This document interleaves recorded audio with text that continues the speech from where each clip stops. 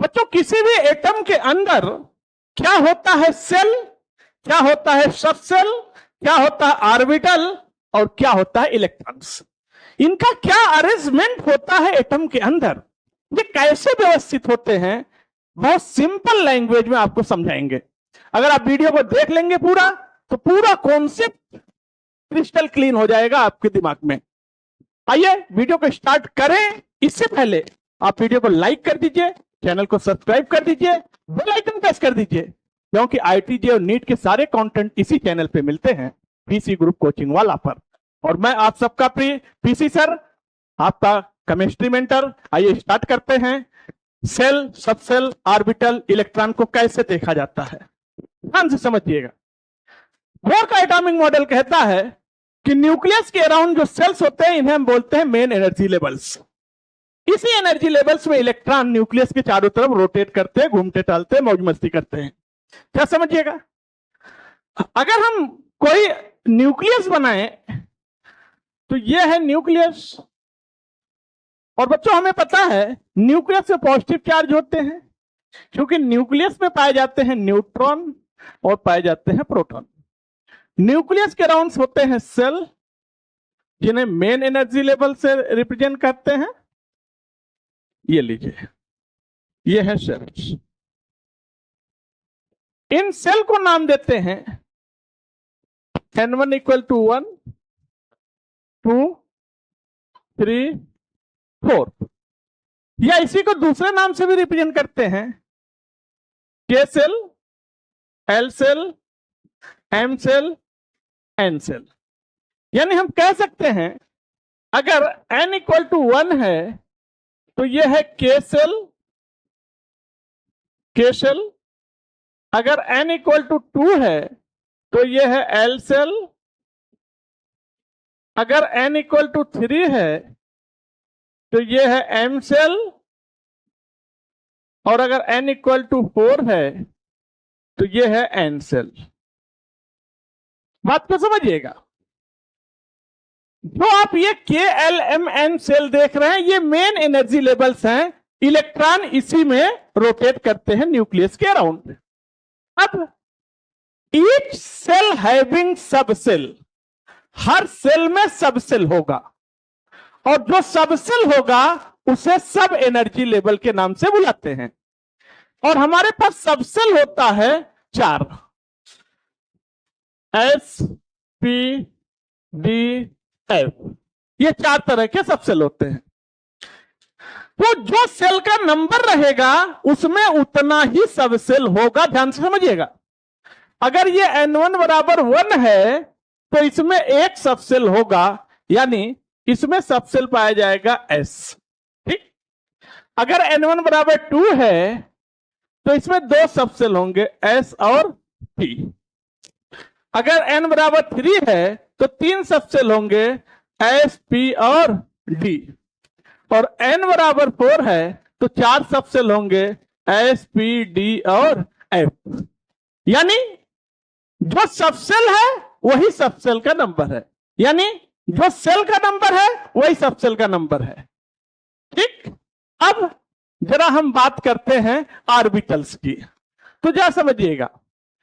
जो S है इसमें एक ऑर्बिटल है, S में 1 ऑर्बिटल होता है, P में 3 ऑर्बिटल होता है, D में 5 ऑर्बिटल होता है, F में 7 ऑर्बिटल होता है। तो समझिएगा, जो सेल का नंबर है उसमें उतना ही सब सेल है।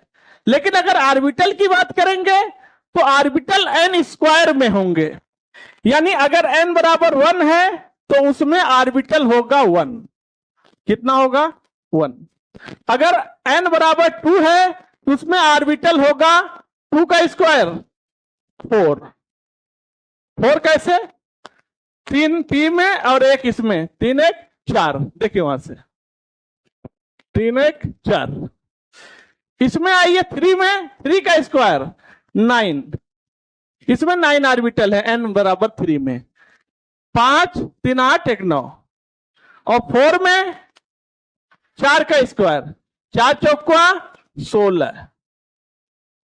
इसमें कितने ऑर्बिटल्स हैं? 16। कैसे? 7 5 3 1। जा जोड़ के देखिए कितना आता है। अब बच्चों यहां से बात हम बोल सकते हैं कि अगर n बराबर 1 है तो ये k सेल है, तो इसमें होगा s, और s का मतलब 1s, 1s। अगर n बराबर 2 है, l सेल है, तो इसमें होगा s और p, लेकिन 2s एंड 2p इसलिए लिखा जाता है। इसमें 3 सबसेल होंगे s p d, तो हम क्या लिखेंगे इनके आगे? 3s 3p 3d। सेल और सेल के अंदर उसका सबसेल, मेन एनर्जी लेवल, सब एनर्जी लेवल। आइए इसमें s p d f, n बराबर 4 में 4 सबसेल हैं, तो 4s 4p 4d and 4f ऐसे लिखा जाता है। ध्यान दीजिएगा।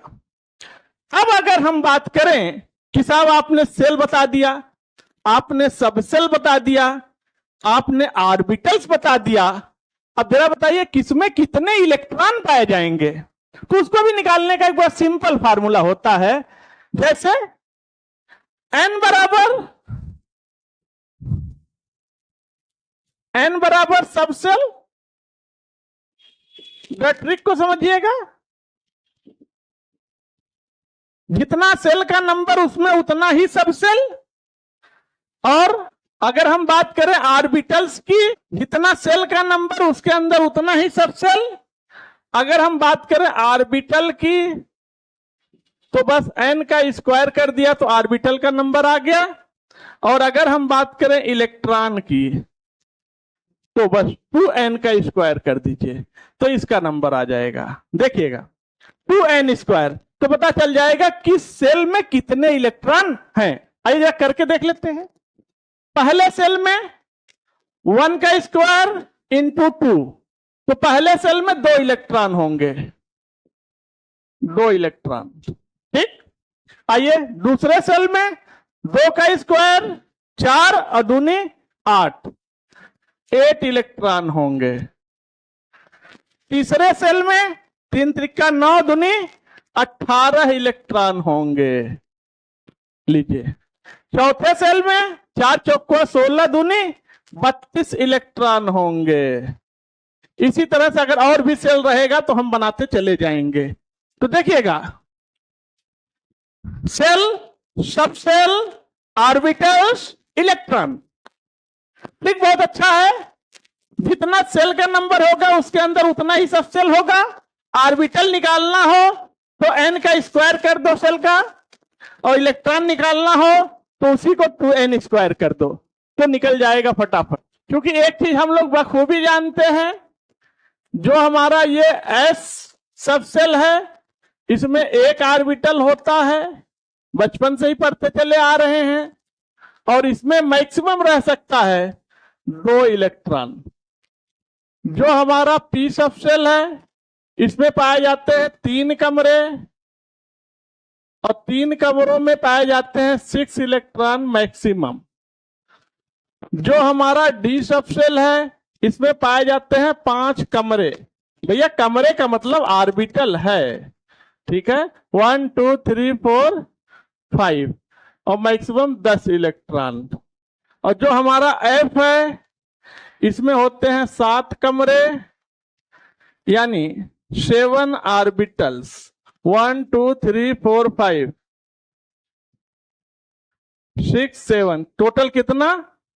14 इलेक्ट्रॉन। देखिएगा,